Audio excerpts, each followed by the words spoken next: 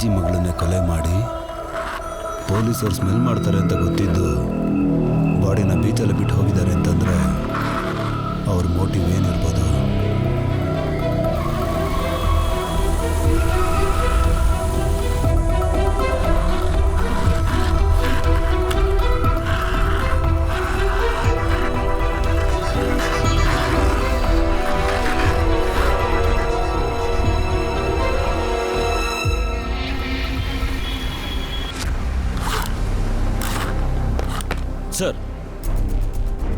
Sir, ನೀವು guess ಮಾಡಿದ ಹಾಗೆ ಸಿಟಿಯಿಂದ ಕೊನೆಯದಾಗಿ ಕಾರ್ ಪಾರ್ಕ್ ಮಾಡಿ ಜಾಗಕ್ಕೆ ಬರೋದಕ್ಕೆ ತುಂಬಾ ರೂಟ್ಸ್ ಇದೆ ಸರ್. ಆದ್ರೆ ಅವರ ಕಾರ್ನ ಎಲ್ಲಿಂದ ತಂದ್ರು ಅಂತ ಗೊತ್ತಾಗ್ಲಿಲ್ಲ ಸರ್.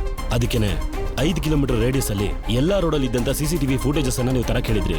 ಒಂದೇ ಒಂದು ರೋಡಲ್ಲಿ ಮಾತ್ರ ಆ ಕಾರ್ ರೆಕಾರ್ಡ್ ಆಗಿದೆ ಸರ್, ಬೇರೆ ಯಾವ ರೋಡಲ್ಲೂ ರೆಕಾರ್ಡ್ ಆಗಿಲ್ಲ ಸರ್. ಮಧ್ಯ ಕೈಲಾಸಿಂದ ಬೀಚ್ ರೋಡ್ವರೆಗೂ 6 ಸಿಗ್ನಲ್ ಅಲ್ಲಿ ಕ್ಯಾಮ್ರಾ ಇದೆ ಸರ್. ಅದ್ರಲ್ಲಿ 5ರಲ್ಲಿ ರೆಕಾರ್ಡ್ ಆಗಿದೆ, ಆದ್ರೆ 1ರಲ್ಲಿ ಮಾತ್ರ ರೆಕಾರ್ಡ್ ಆಗಿಲ್ಲ ಸರ್. ಒಂದೊಂದು ಸಿಗ್ನಲ್ ಅಲ್ಲೂ ಯಾವ ಟೈಮಲ್ಲಿ ಕ್ರಾಸ್ ಆಗಿದೆ ಅಂತ ಟೈಮಿಂಗ್ಸ್ ಅನ್ನ ನೋಟ್ ಮಾಡಿದ್ದೀನಿ ಸರ್. ರೇಖಾ ಅವ್ರ ಕಾಲ್ ಹಿಸ್ಟ್ರಿ ಕೇಳಿದ್ನಲ್ಲ ಸರ್, ಫಾಲೋ ಮಾಡ್ತಾ ಇದ್ದೀನಿ. ಆದಷ್ಟು ಬೇಗ ರೆಡಿ ಮಾಡ್ತೀನಿ ಸರ್. ಅದೇನು ಅಂತ ಚೆಕ್ ಮಾಡಿ ಸರ್.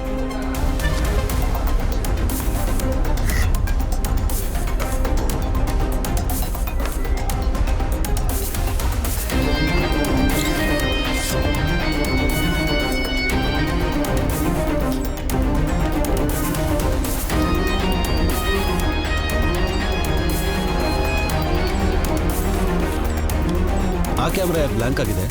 ಯಾವ ಏರಿಯಾ ಅದು? ತಿರುವಮೀರ್ ಸಿಗ್ನಲ್ ಸರ್. CCTV ಪ್ರಾಬ್ಲಮ್ ಆಗಿದೆ ಸರ್ ಅಲ್ಲಿ.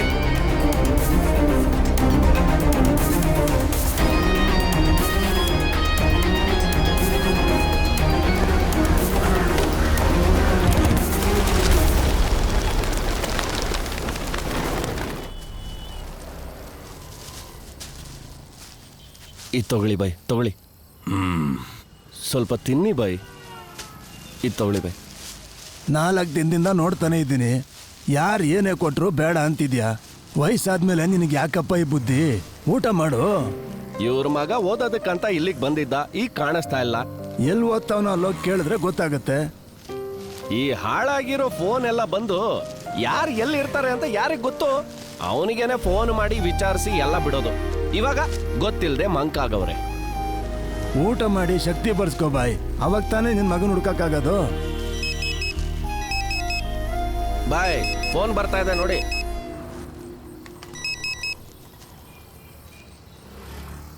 ಹಲೋ ರುಬಿನಾ. ಅಪ್ಪ, ಅಣ್ಣನ ಬಗ್ಗೆ ಏನಾದ್ರೂ ಗೊತ್ತಾಯ್ತಾ? ಇಲ್ಲಮ್ಮ, ಅಲ್ಬೇಡ ಕಣಮ್ಮ. ನಾನ್ ಬರೋವರ್ಗುನು ನೀವು ಹುಷಾರಾಗಿರಿ. ಅಣ್ಣನ ಹುಡುಕಿ ನಾನು ಕರ್ಕೊಂಬರ್ತೀನಿ. ನಿಮ್ಗೇನಾದ್ರು ಕಾಸು ಬೇಕು ಅಂದ್ರೆ ಪಕ್ಕದ ಬೀದಿಲಿರೋ ಸೀನಣ್ಣ ಹತ್ರ ಹೋಗಿ ಇಸ್ಕೊಳ್ಳಿ, ನಾನು ಹೇಳ್ತೀನಿ.